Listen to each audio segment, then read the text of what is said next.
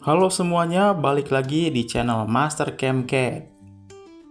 Di video kali ini saya akan menjelaskan cara membuat program circle mill dan juga drill di mesin milling 5 aksis menggunakan Mastercam X5. Sebelum kita mulai, jangan lupa untuk klik tombol like dan jangan lupa subscribe juga. Terima kasih. Langsung aja kita mulai. Untuk benda kerjanya bentuknya seperti ini ya. Ini ada beberapa lubang yang besar, yang sedang, dan yang kecil di berbagai sisi. Kita analisa dulu aja.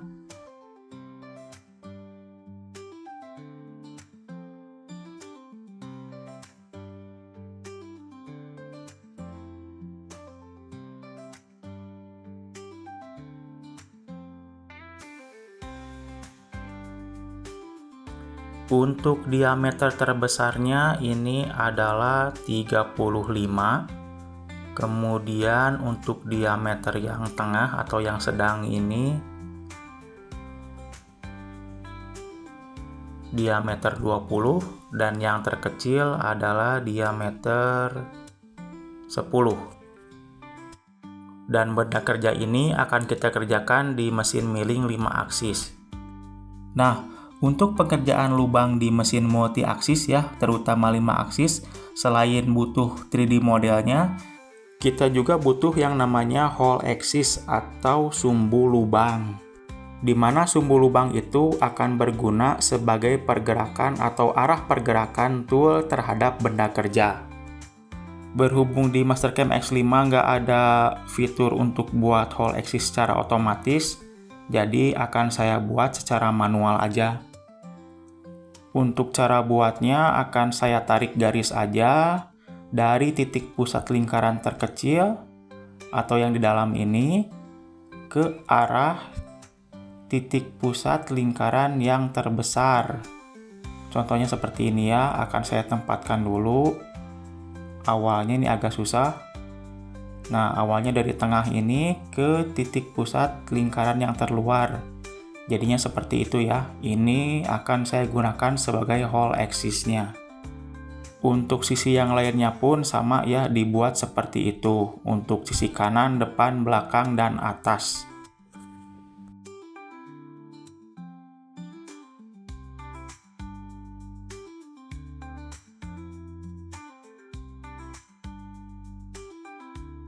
Nah, jadinya seperti ini. Jadi setiap lubang sudah mempunyai sumbunya masing-masing ya.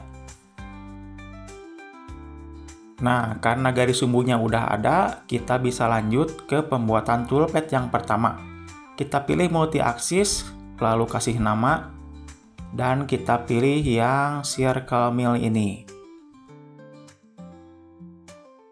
Untuk tool saya buat end mill aja dengan diameter 10 dan ketinggiannya 50.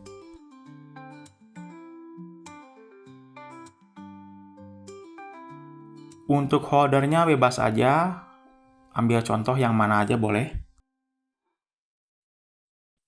Lanjut ke cut pattern, kita pilih dulu yang entity type yang di atas. Kita ganti ke point end line.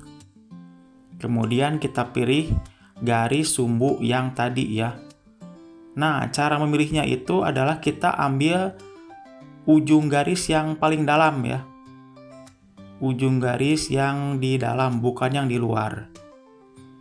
Kita pilih dulu yang atas, kemudian yang belakang, dilanjutkan dengan sisi yang lainnya juga.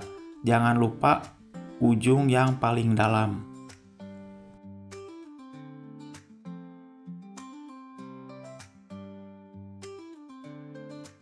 Nah, kalau udah semua, kita bisa lanjut oke aja. Untuk directionnya bebas aja, saya pilih yang right. Untuk diameternya kita masukkan 35 karena kita akan mengerjakan lingkaran yang luar dulu atau yang besar dulu. Untuk nilai yang lain kita nolin aja, jangan lupa kita checklist yang start at center. Lanjut ke tool axis control, kita pilih yang 5 aksis dengan sumbu putar di sumbu Z. Untuk collision control kita skip aja.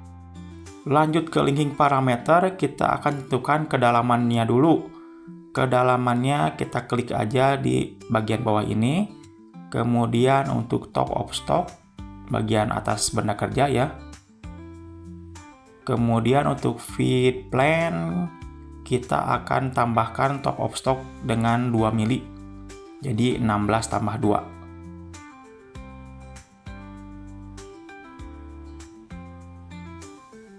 Untuk retraknya kita kasih aja 50.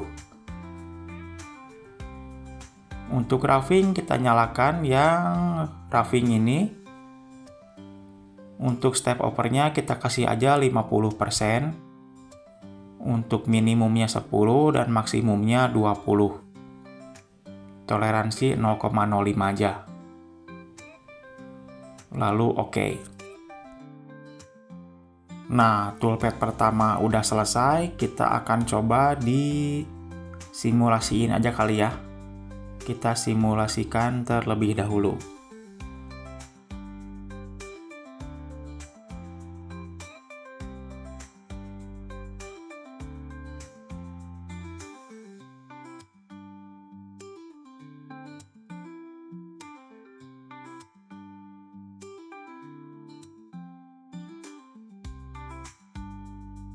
Nah, jadi pergerakannya seperti itu ya.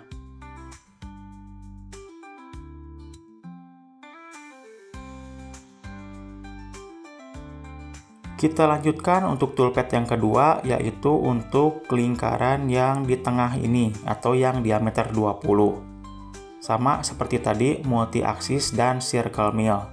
Untuk toolnya juga disamakan. Ke cut pattern, kita pilih yang entity type seperti tadi ya, point and line. Lalu kita pilih ujung dalam si garis atau si sumbu lubangnya. Sama seperti tadi yang pertama. Kita pilih ujung dalam dari garisnya.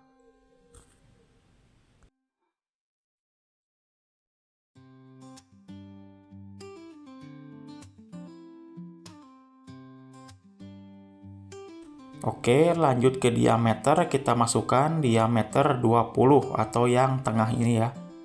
Diameter 20, lalu kita checklist yang start at center. Axis control masih sama, 5 aksis dengan sumbu putar di Z. Collision control kita skip aja. Untuk linking kita akan rubah dulu nilainya ke 0 ya. Dari feed plan sampai kedalaman itu dirubah dulu jadi 0. Karena ini merupakan settingan toolpath yang pertama ya. Jadi kita nolkan dulu, lalu kita bisa mulai ditentukan kedalamannya. Kedalamannya di sebelah sini ya. Di situ, kemudian top of stock-nya di atas. Dan feed plan-nya adalah top of stock ditambah 2. Dan untuk roughing ini sama seperti tadi, hanya toleransinya jadi 0,1 aja. Nah, ini toolpath yang kedua. Akan saya coba diverifikasi aja.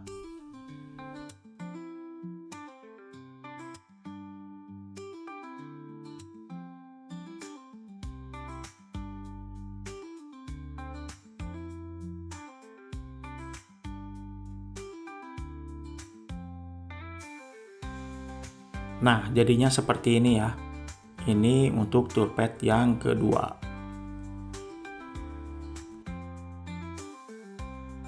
Nah, kita bisa langsung ke toolpath yang terakhir atau yang lubang kecil ini. Untuk lubang kecil ini kita pilih yang multi-axis, tapi untuk toolpath type-nya kita pilih yang drill aja. Untuk toolnya pun akan saya bikin yang baru, mata bor ya. Dengan tinggi 50, lalu diameternya 10.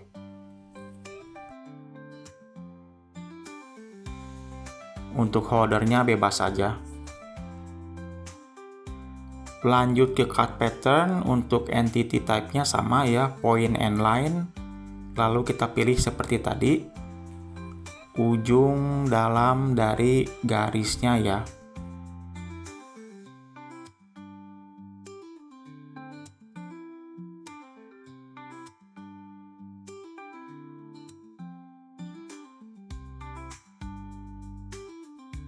Kita pilih semuanya, nanti kalau udah kita tinggal oke aja.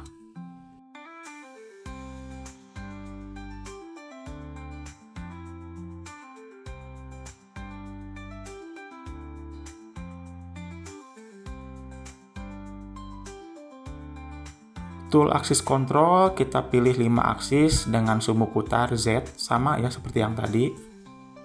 Collision Control kita skip, lanjut ke linking, kita nolkan dulu semuanya.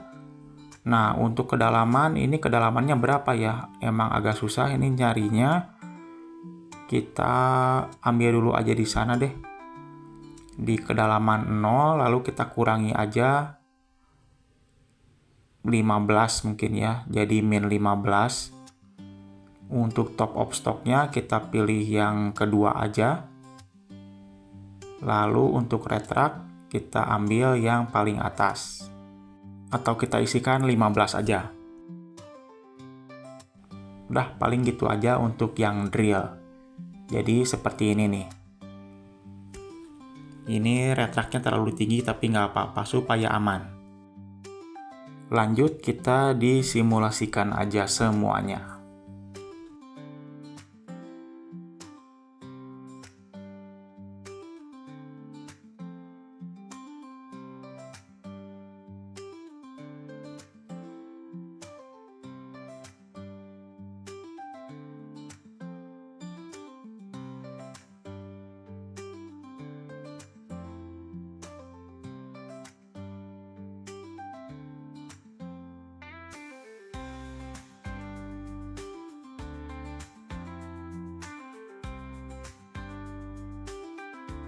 Sip, untuk pergerakannya seperti itu, dan di sini nggak ada laporan collision, berarti toolpath-nya berhasil.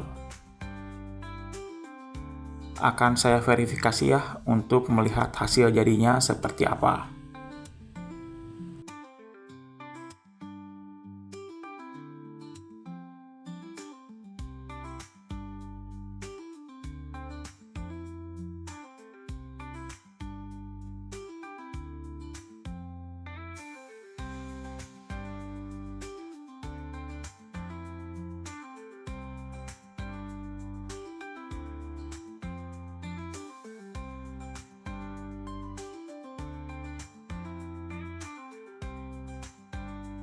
Oke, hasil jadinya seperti ini.